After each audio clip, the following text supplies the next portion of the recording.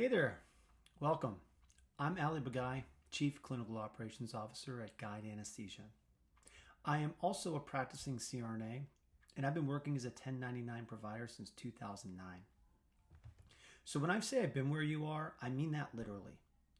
If you're watching this, you're probably somewhere between curious and a little unsure about going 1099, and that is completely normal. My goal today is simple. I want you to leave this feeling informed, prepared, and honestly, a little excited about what this model can offer. At Guide, everything we do is grounded in service, autonomy, and teamwork. And the 1099 model, when done right, really supports all three. All right, let's get into it. Here's what we're covering today. We'll start with the mindset shift, because that's actually the hardest part for most people. Then we'll walk through the business setup steps, talk about your CPA and your tax strategy, get into retirement planning, and finish with the mistakes to avoid and a concrete action plan. Everything in here is practical, nothing theoretical. Let's start with the piece that nobody talks to you about. The piece nobody talks about is the importance of the mindset. Most people going 1099 expect the taxes to be the hard part. And yes, there's more to manage. But what actually trips people up is this. You are no longer an employee. You are a business owner. And that shift, how you think about your income, your expenses, your decisions, that's what separates providers who thrive in this model from the ones who struggle. Look at the two slides. On this slide, the W-2 side, taxes are withheld for you. Benefits are handled for you. Your retirement is capped by your employer's tax plan. It's predictable, and there's nothing wrong with that. But on the 1099 side, you're in control of all of it.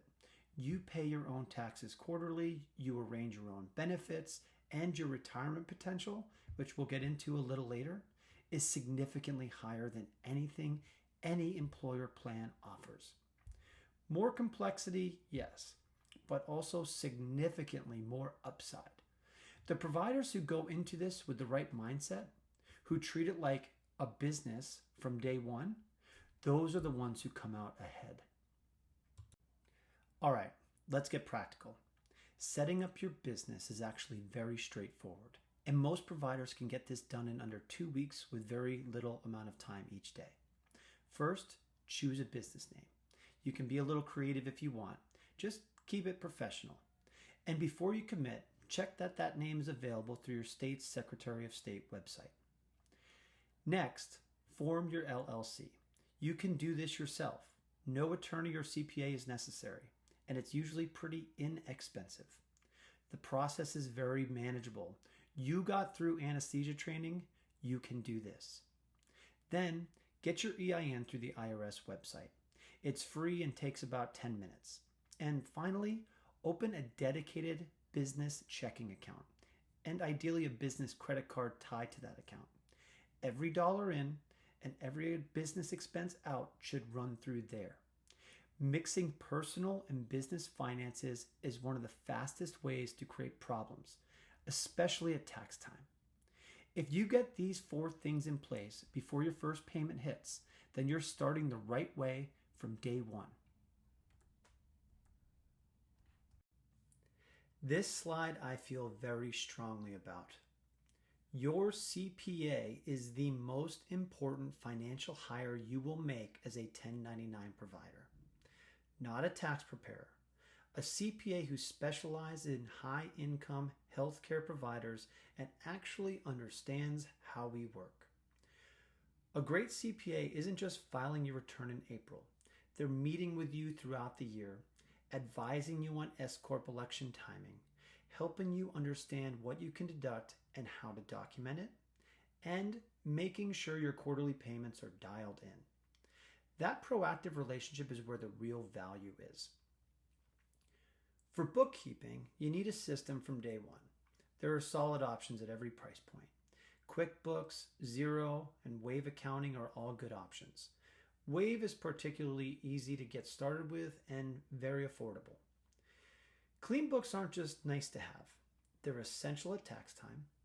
valuable for tracking your business year-round, and they are required when you apply for a mortgage or loan as a 1099 provider.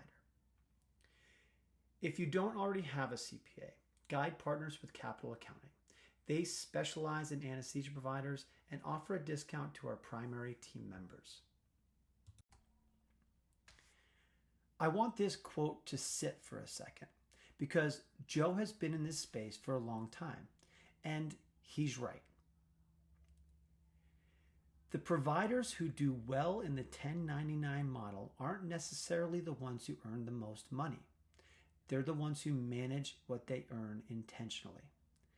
And that's where a strong CPA relationship really makes a difference. This is one of my most favorite slides because this is where 1099 status starts to get really interesting. As a business owner, you can deduct ordinary and necessary business expenses before your income is taxed. That's IRS language, and here's what it means for you. CME, license renewals, board fees, AANA dues, journals, all deductible.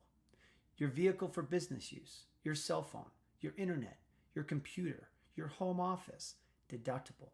Malpractice insurance, CPA fees, legal fees, deductible. Travel is another big one. Mileage to facilities, airfare, hotels. If a trip has a legitimate and documented business purpose, the entire trip might be deductible. Health insurance premiums, HSA contributions, solo 401k contributions, all deductible. The key word throughout all of this to remember is documented. The IRS doesn't take your word for it. Log the business purpose at the time of the expense. Your CPA will thank you, and so will your tax liability. Let's talk retirement, because this is where 1099 status can create real long-term wealth. As a W-2 employee, your retirement contributions are capped at the employee deferral limit, around $23,000 a year for most people. As a 1099 provider with a solo 401k, you're contributing as both the employee and the employer. That means your limit jumps to $72,000 in 2026. That's pre-tax. That's a significant reduction in taxable income and a massive acceleration in retirement savings. You've got two main options. The SEP-IRA is simple, easy to open at any major financial institution. Flexible contribution deadlines, low administrative burden. Great if you want simplicity or if your income varies year to year.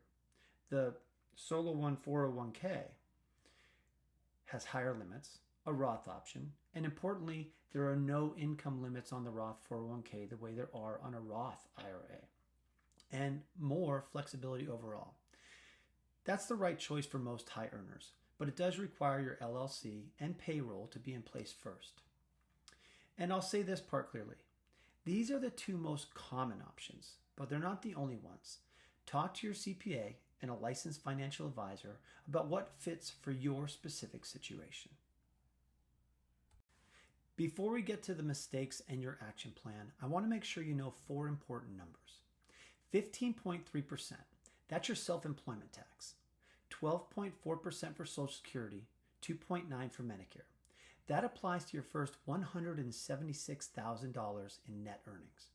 Above that, only the Medicare portion is taxed.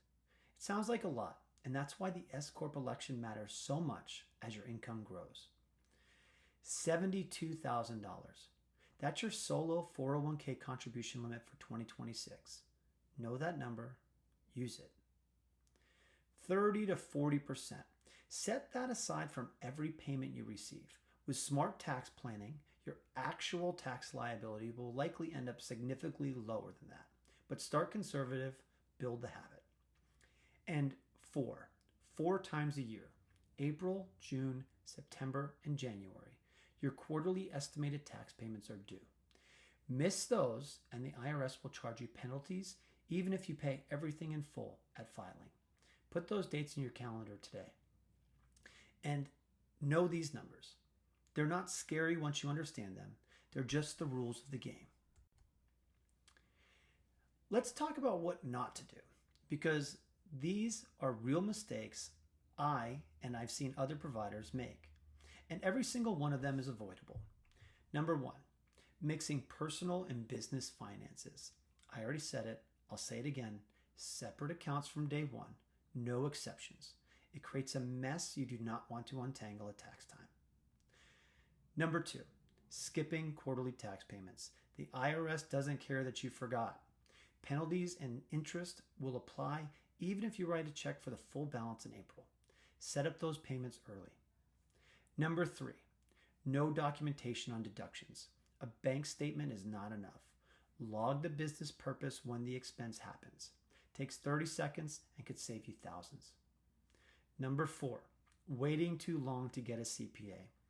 Starting mid-year means you've already missed planning opportunities. Get that relationship in place before or after your first 1099 payment. Number five, treating gross income like take-home pay. Your gross is not your net. Set aside that 30 to 40% from every payment every time. And on the right side of this slide, malpractice coverage is required per your guide contract. Disability insurance, it's a personal decision, but it's a wise one to obtain it. The bottom line, avoid these and you're already ahead of most providers making this transition. Okay, here's your action plan. 90 days, the typical amount of time it takes to get credentialed and start working. 4 phases, let's walk through it. Weeks 1 and 2, the foundation. Form your LLC, get your EIN, open your business bank account, and start an expense log. That's it. Those 4 things get your infrastructure in place before anything else. Weeks 3 and 4, strategy. This is when you engage your CPA. Don't wait. Also, confirm you have malpractice coverage that's in place and get your payroll set up. Your CPA can help with all this. Days 30 to 60, operations. Get your bookkeeping system running. QuickBooks, Xero, Wave, whatever works for you. And if a quarterly payment is due during this window, make it. Don't let that first one sneak up on you. Days 60 to 90, optimization. Now that the foundation is solid, evaluate your retirement account options. Solo 401k, SEP-IRA. Have that conversation with your CPA and financial advisor. Also, schedule your first check-in with your CPA. Make it a habit from the start. 90 days. By the time you get there, this should feel like a normal part of how you run a business, because that's exactly what you're doing. Here are the 5 things I want to make sure you walk away with. 1, you are running a business. Treat it that way from day 1, not from the day things get complicated. 2, get the infrastructure right early. LLC, EIN, business bank account, payroll. Do this before the money starts coming in. 3, your CPA is your most valuable business relationship. Engage one early and use them proactively. 4, document everything. The IRS requires it, and it directly impacts what you keep. 5, maximize your retirement contributions. It is one of the most powerful financial tools available to you. And the bottom line, 1099 status is a financial upgrade, a real one, but only if you manage it well. The providers who do this right don't just avoid problems, they build long-term wealth. And of course, your guide leadership team is here to help you do exactly that. All right, that's a wrap. I hope this gave you a clearer picture of what going 1099 actually looks like. And more importantly, that it's very manageable when you approach it the right way. This last slide here, you'll find resources you might need. Capital accounting for your CPA, reach out to them. Malpractice through PPM, contact our credentialing team.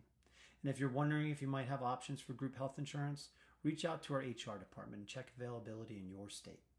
If you're buying a home or refinancing as a 1099 provider, Bach Financial has loan products built specifically for us.